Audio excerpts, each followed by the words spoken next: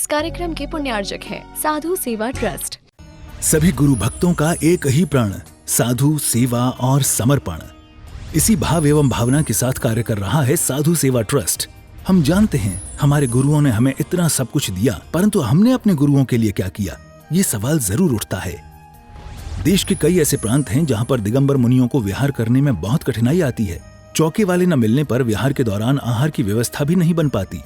कई गांव व शहर आज भी ऐसे हैं जहां साधु संतों के चातुर्मास नहीं हुए हैं। इन सब को देखते हुए श्री साधु सेवा ट्रस्ट का उदय हुआ, जिससे दिगंबर मुनियों के आहार, विहार, प्रवास आदि की व्यवस्था को सुचारू रूप से बनाया जा सके, जिसके माध्यम से हमारा समाज, धर्म, संस्कृति सब सुरक्षित रह सकते हैं। क्यों न हम भी अपनी चंचला लक्ष्मी का सदुपयोग करें एवं अपने सच्चे गुरुओं की रक्षार्थ हेतु आगे आएं। योजना: परम संरक्षक 1,11,111 रुपए, वरिष्ठ संरक्षक 51,151 रुपए, संरक्षक 31,131 रुपए, आजीवन सदस्य 21,121 रुपए, सदस्य 11,111 रुपए। खाता विवरण: account name VVSP Sadhu Seva trust, bank name HDFC bank limited, account number 50200073358170, IFSC code HDFC 0001273, trust PAN card AADTV 8567E, mail ID vvspsadhusevatrust@gmail.com।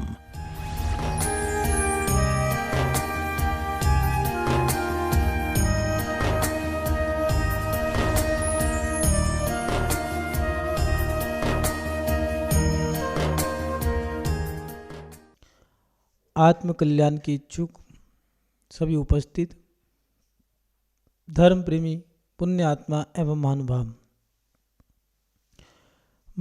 Jain धर्म में सच्चे धर्मात्माओं के जीवन में सच्चे देव, सच्चे शास्त्र और सच्चे गुरुओं का एक अलग ही महत्व है। और उनमें भी जो सच्चे निर्गंध गुरु हैं, जिनका तप, संयम, महाव्रत, समिति और उसके साथ साथ 28 मूल गुणों का पालन करना, ये उनके जीवन का जो संयम है, ये तप है। परीक्षों को सहन करना, मक्खी, मच्छर, भूख, प्यास, गर्मी, सर्दी, बरसात, इन सबको सहन करके जो वो अपना जीवन जीते हैं, ऐसे साधकों को देख करके, तपस्वियों को देख करके धर्मात्मा लोग उनको समर्पण करते हैं, उनकी श्रद्धा, उनकी भक्ति जागृत होती है। इन सच्चे देव शास्त्र गुरुओं में गुरु का महत्व भी एक विशेष ही है, क्योंकि भगवान तो भगवान है, लेकिन भगवान बोलते नहीं।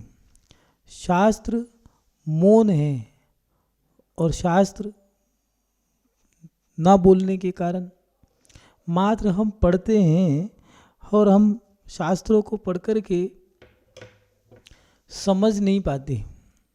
उस समय में हमें बड़ी दिक्कत रहती है। और गुरु का अगर सानिध्य मिलता है तो उनके ना बोलने से भी हमें बहुत कुछ ज्ञान प्राप्त हो जाता है, बहुत कुछ सीखने को मिलता है। उनकी चर्या, उनकी क्रिया, उनका तप, उनका संयम, उनका त्याग, उनका अनुशासन, उनका जीवन एक अपने आप में ही ग्रंथ है। वो अपने आप में ही निर्ग्रंथ हैं। वो स्वयं में ही भगवान की मुद्रा को धारण करने वाले हैं। वो स्वयं में ही शिक्षक हैं, स्वयं में ही गुरु हैं। उनको देख कर के हमें क्या नहीं सीखने को मिलता।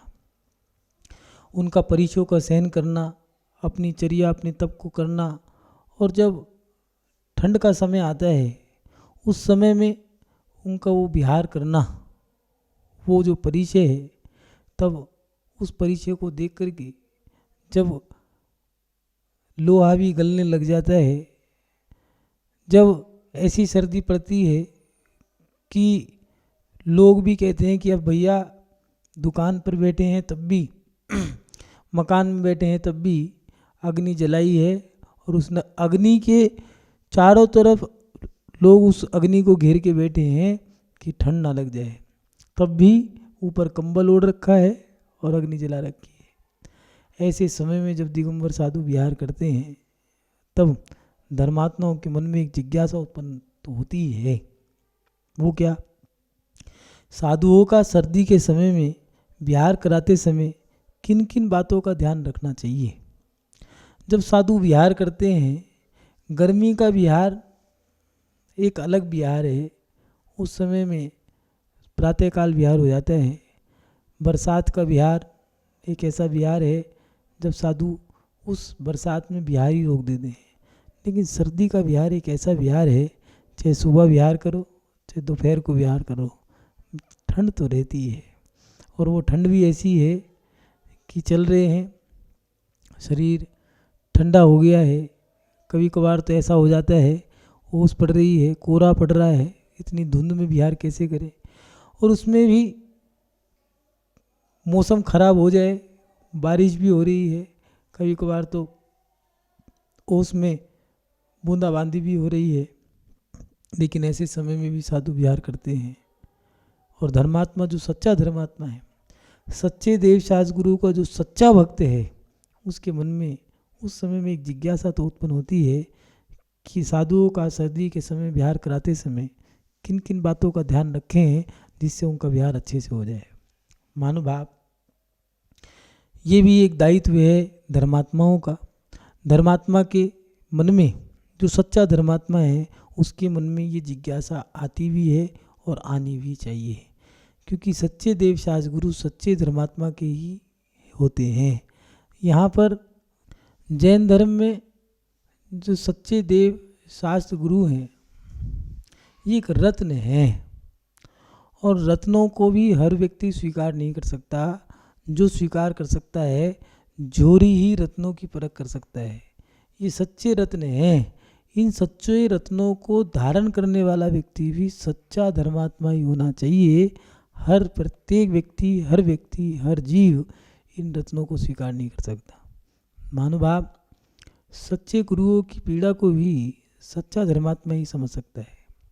सर्दी के समय में जब साधु विहार करते हैं, वो अपना एक अलग ही परिचय है उनका। विहार साधु की एक साधना है, एक चर्या है, एक तप है, एक परिचय है।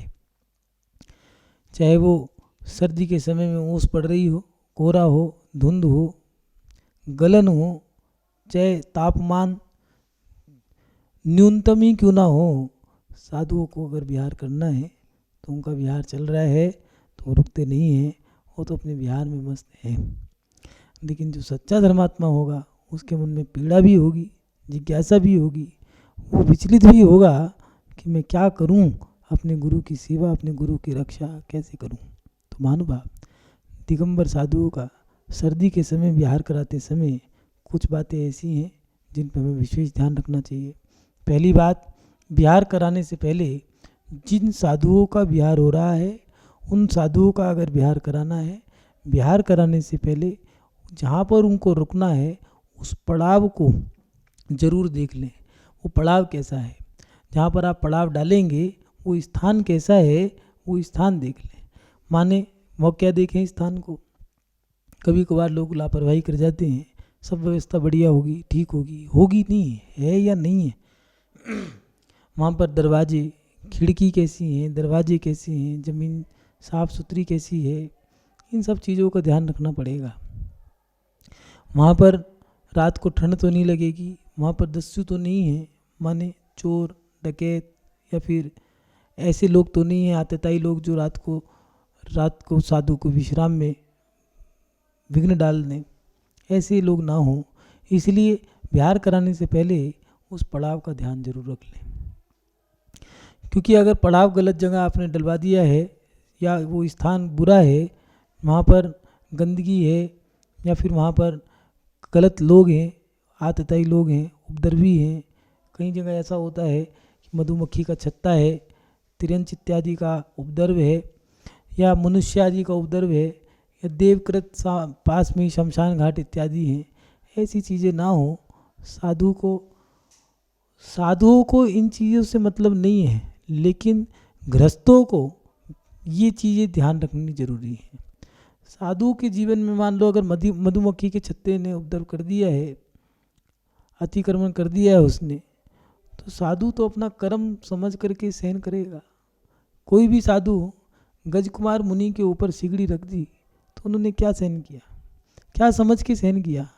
पांडवों ने जब उपसर्ग को सहन किया तो भावना क्या थी कि ये तो अनादि निधन ये कर्म हमारे जुड़े हुए हैं, इन कर्मों को काटने का हमें मौका मिला है, अवसर मिला है। कर्म कैसे सहन करने हैं, जैसे ये काया जल रही है ऐसे हमें कर्मों को जलाना है। इसलिए साधु अपने कर्मों को कोसता है, साधु अपने कर्मों को ही देता है उलाना, कर्म को ही वो दोषी ठहराता है, किसी को दोषी नहीं ठहराता। लेकिन श्रावक को ये उसका एक दायित्व है साधु की वैयावत्ती करना। देवशास गुरु साधु की एक धरोहर है, देवशास गुरु श्रावक की एक धरोहर है। श्रावक को ये सावधान होकर के इनका ध्यान रखना चाहिए, उनकी साधुओं की वैयावत्ती करना श्रावक का एक कर्तव्य है।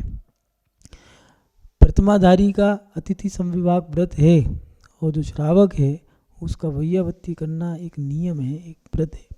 इसलिए साधुओं का विहार कराते समय पहली बात पड़ाव का ध्यान रखें, वो पड़ाव कैसा है। दूसरी बात, साधुओं का अगर विहार करा रहे हो सर्दी के समय में तो दूरी का ध्यान रखें, दूरी कितनी है, उस दूरी को नाप लें। दूरी आप कहाँ पर विहार कर रहे हो, कितनी दूरी है। प्राय करके लोग प्रमाद कर जाते हैं इस बारे में कि भैया 10 किलोमीटर होगा, 12 किलोमीटर होगा। फ़ोन करके पूछ लिया, हाँ भैया कितना होगा, उसने भी कह दिया मेरे को तो भैया अंदाज़ा 10-12 होगा। भाई 10-12 है, नहीं 10 है या 12 है, क्योंकि ये जबान की बात नहीं है, यहाँ तो पैरों से चलना है भैया। तुमने 10 कह दिया या 12 कह दिया, 2 किलोमीटर का मतलब हो गया 20 मिनट, कम से कम 20-30 मिनट का बिहार और हो गया, आधा घंटा। 4:30 बज गए हैं, सर्दी का 4:30 बजे के बाद दिन ढलना शुरू हो जाता है और 4:30 बजे इतनी ठंड हो जाती है कि साधु रात में 5 बजे तो अंधेरा होने लगता है। इसलिए दूरी नाप लें। दूरी नापने से एक फ़ायदा और होता है, हमें पता लग जाता है कि वहाँ पर जिसको आप कहते हो सर्वे करना, ये करना ज़रूरी है, जिससे कि पता लग जाता है कि रास्ते में रास्ता कैसा है, दूरी कैसी है, वहाँ पर पड़ाव कैसा होगा। ये सारी चीज़ें, एक चीज़ से कई चीज़ों का लाभ हो जाता है। इसलिए विहार कराते समय दूरी को जरूर नाप लें। और तीसरी बात, सर्दियों में विहार कराते समय साधुओं को दोपहर के समय में ज़्यादा विहार करें। प्रातःकाल विहार करने से लाभ भी है और हानि भी हो सकती है। लाभ ये है कि पूरी दिनचर्या सेट है, व्यवस्थित है, कोई बात नहीं। लेकिन दोपहर के समय में, सर्दी के समय में दोपहर का जो समय है उसमें विहार करने से सुबह कोहरा होता है, ठंड ज़्यादा होती है। दोपहर के समय में विहार करने से कोहरा छट जाता है, ठंड कम होती है। आहार करने के बाद आधे घंटे की समय कर ली, आधे 1 घंटे की समय कर ली है, 11:30 से 12:30 तक हो गया, 5-10 मिनट का विश्राम करके 12 साढ़े 12 सब पौना 1 बजे तक विहार करें तो 1 से 2, 3, 4 बजे तक, 4:30 बजे तक विहार हो सकता है। 2-3 घंटे तो अपना 10-15 किलोमीटर विहार हो जाएगा। दोपहर को विहार करने से कोई कोहरा नहीं होता, धूप निकल जाती है, सूरज की रोशनी रहती है। प्रातःकाल कोहरा होता है, साधु गाड़ी चल रही है, नहीं दिखे तो एक्सीडेंट होने का डर रहता है, चोट लगने का डर रहता है। अगर साधु के जीवन में अस्वस्थता आती है या फिर कोई एक्सीडेंट हो जाता है, कोई घटना घट जाती है तो साधु का जीवन बर्बाद हो जाता है, मानवा। इसलिए साधुओं का सर्दी के समय में विहार अगर कराते हो तो दोपहर के समय में ज़्यादा अच्छा है। और उसके साथ साथ अति ठंड में साधुओं का विहार ना करें। ज़्यादा ठंड होने पर साधुओं का विहार ना ही करें तो अच्छा है, क्योंकि ज़्यादा ठंड होने पर तेज जब हवा चल जाती है तो शीत लहर के कारण वो जो सीने पे जब हवा लगती है तो वह ठंड अंदर बैठ जाती है, उससे साधु का स्वास्थ्य खराब हो सकता है और वो ठंड बहुत बड़ा नुकसान कर सकती है। और शीत लहर चलने के कारण या अति गलन हो गई है तो उस समय में पेट में ठंड अगर बैठ गई तो साधु का स्वास्थ्य खराब हो जाएगा। और साधु का स्वास्थ्य खराब अगर हो गया तो साधु का जीवन एक श्राप बन जाता है, क्योंकि स्वस्थ शरीर से ही साधना की जाती है, अस्वस्थता ही एक श्राप है। इसलिए आचार्यों ने दिया है, पहला सुख निरोगी काया, दूसरा सुख घर में माया। इसलिए हमारे जीवन में जो हमारा शरीर है वो स्वस्थ होना जरूरी है। अति ठंड में साधुओं का विहार ना करें। महानुभाव, साधु हमारी एक धरोहर है। जिस धर्म में अगर गुरु नहीं होंगे उस धर्म का पतन होना निश्चित ही है। और अगर वो धर्म अगर ऊपर भी उठा तो वो धर्म, उसकी नींव, उसकी बुनियाद अभी खोखली है, वो अभी लाभ नहीं प्राप्त कर पाएगा। इसलिए साधुओं का विहार अगर करा रहे हो तो अति ठंड में विहार ना करें। महानुभाव, साधुओं का एक विहार कराने से लाखों करोड़ों अनंतों उपवासों का फल प्राप्त होता है, ऐसा आचार्य भगवंतों ने दिया। इसलिए साधुओं का विहार कराना जरूरी है।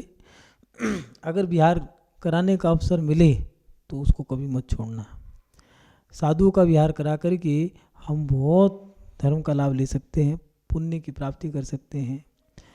पूजा, भक्ति, पाठ, इन सब चीज़ों से तो मात्र मेरा लाभ होता है, लेकिन दूसरे का धर्म करा करके मेरा स्वयं का लाभ तो हुआ ही है, लेकिन दूसरे के लाभ से जो मेरा लाभ होगा वो लाभ कुछ अलग ही होगा। डॉक्टर भी अंत समय में कहा करते हैं कि भैया अब दवा की नहीं, दुआ की ज़रूरत है। और वो दुआ कैसे मिलती है? वो दुआ जो है, गुड ब्लेसिंग्स, गुड विशेष, ये कैसे मिलती हैं? ये मिलती हैं दूसरों की सेवा करके। सामने वाला, जब तुम किसी की सेवा करोगे तो सामने वाला तुम्हें ज़रूर कुछ ना कुछ ज़रूर देगा। और वो जो दुआएं हैं वो हमारे अंत समय में काम आती हैं, वो हमारे जीवन को सार्थक करती हैं। महानुभाव, इसलिए अपने जीवन में अच्छे काम जरूर करें।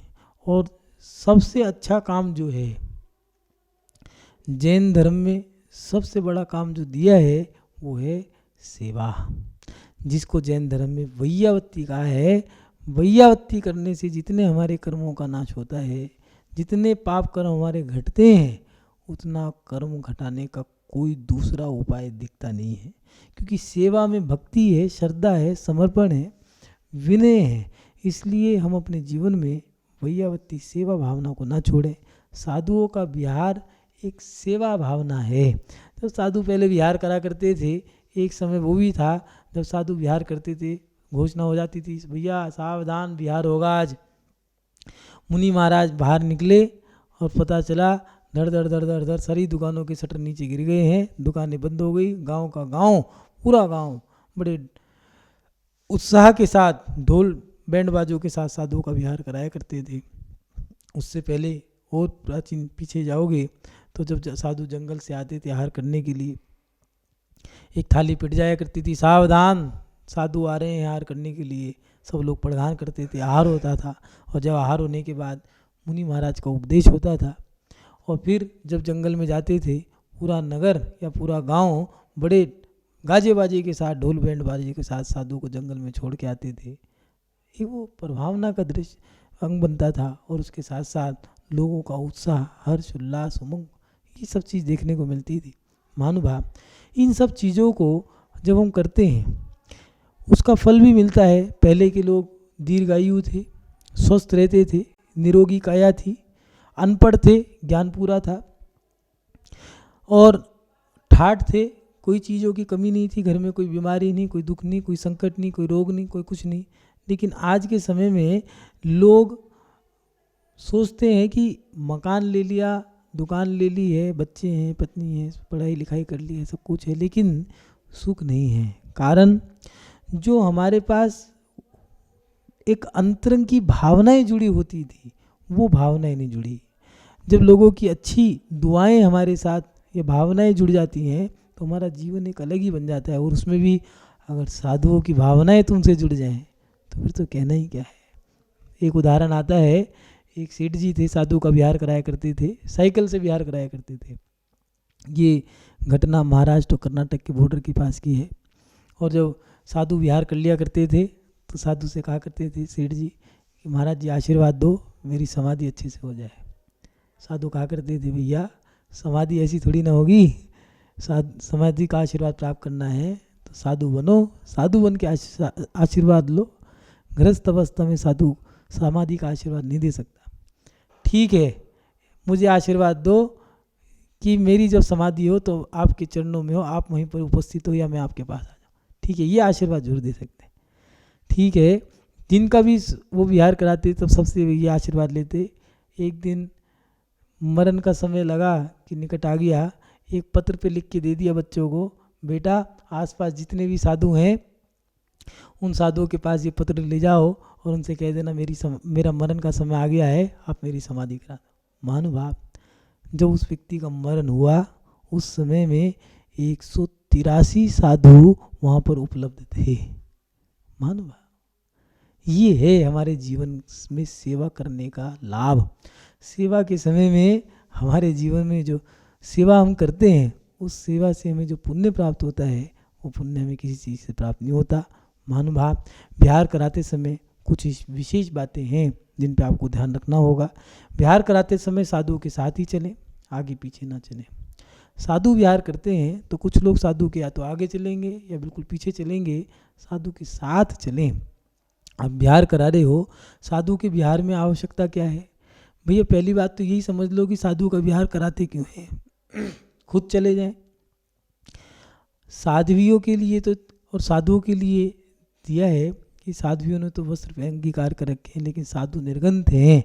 उन निर्गंत साधुओं को जानवरों से, आतताई लोगों से बचाने के लिए, उन पर कोई उपद्रव ना कर दे, उन पर कोई उपसर्ग ना कर दे, इसलिए उनकी रक्षा के लिए आप लोग विहार कराते हैं।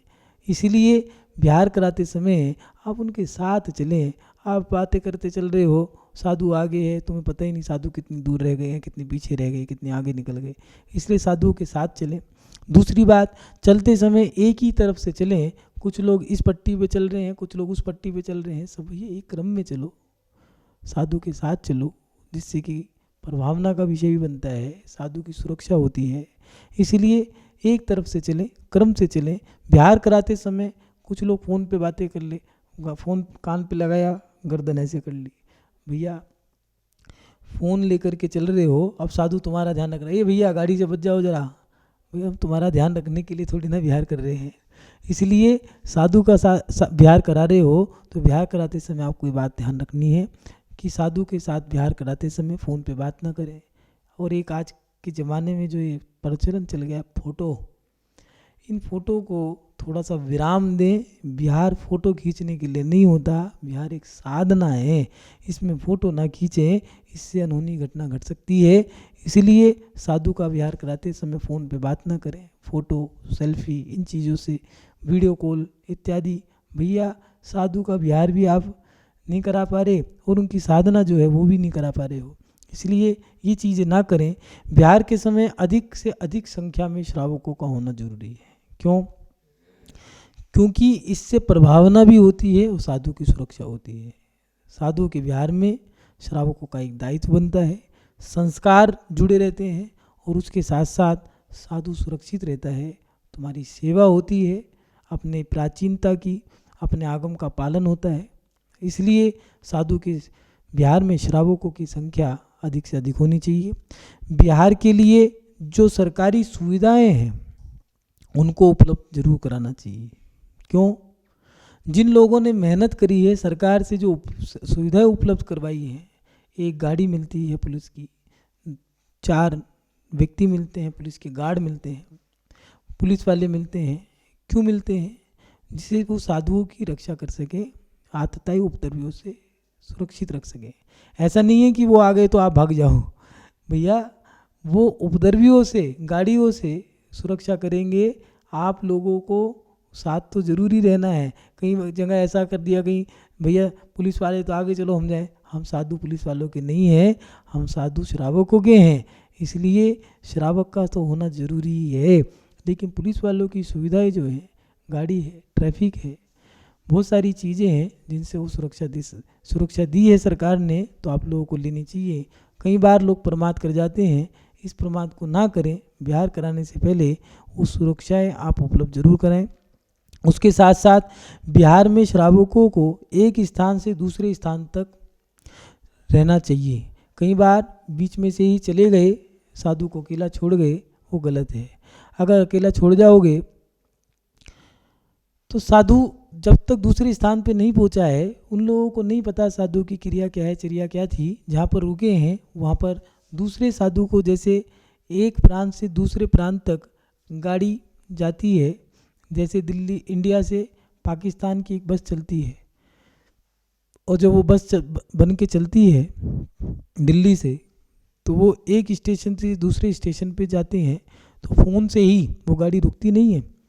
वो गाड़ी जब चलती है तो पहले से ही फ़ोन से ही वो गाड़ी एक स्टेट वाले दूसरे स्टेट वाले को हैंड ओवर कर देते हैं, वो सारी बात बता देते हैं। ऐसे ही साधु जब विहार करते हैं तो एक समाज दूसरे समाज को साधु की पूरी क्रियाचर्या बता देती है, और साधु वहाँ पर जब विश्राम करते हैं या फिर रुकते हैं तो उन लोगों को भी दिक्कत नहीं होती।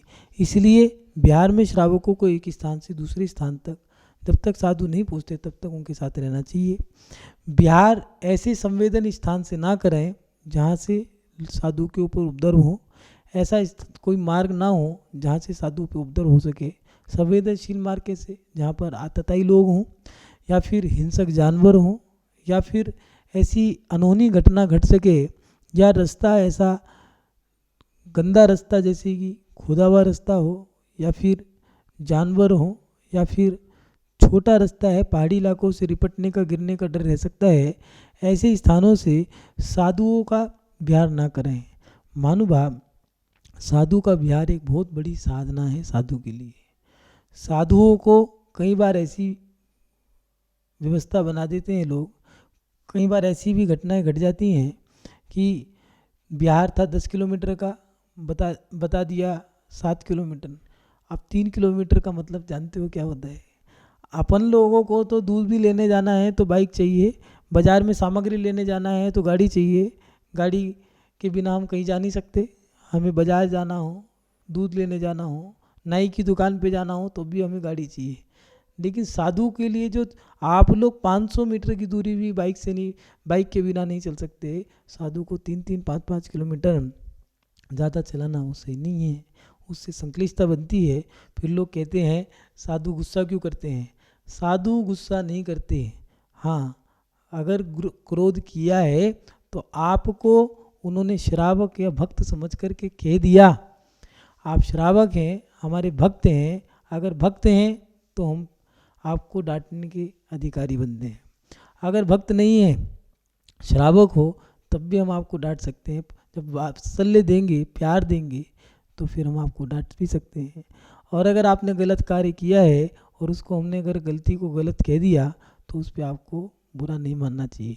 इस कार्यक्रम के पुण्यार्चक थे साधु सेवा ट्रस्ट।